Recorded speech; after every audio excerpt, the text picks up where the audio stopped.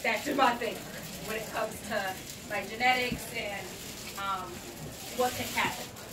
So, has anybody in this room been touched by cancer or knew somebody touched by cancer? Anybody?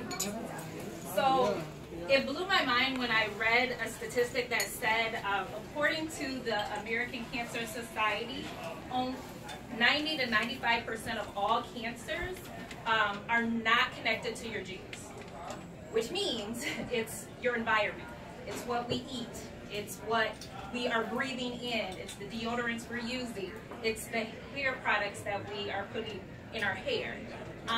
So for me, this is a small ripple in the pond of bringing awareness to people.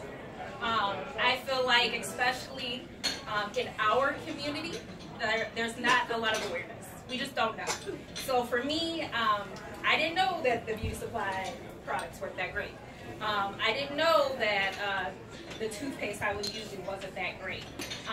So in the first part of this book, I talk a little bit about different ingredients to avoid and different ingredients to add. So things that are going to be beneficial for your body, beneficial to use. I wanted to read just a small excerpt from the book. If I can find it. Sorry, I'm shaking y'all. You look great. Thank you. Okay, so can we chat just for a second? We cover our mouth and nose when entering a toxic or germ-infested environment. Sometimes we may even put on a mask. We avoid eating known toxins. When was the last time you drank your bleach? Here's the reality. The skin is not truly a protective barrier from toxin exposure. In fact, in some instances, dermal absorption can be even more harmful than the other two. It does not have the filter of the nose or mouth, neither does it have the filter of the digestive system. If you pick up this book and all you ever do is get rid of a few of these ingredients, I promise it will be worth your help. So that's just the part I wanted to read. But so I have a few copies back there, but even if you don't necessarily feel like, well, maybe I don't have hair, or, you know, it's not necessarily beneficial, there might be somebody on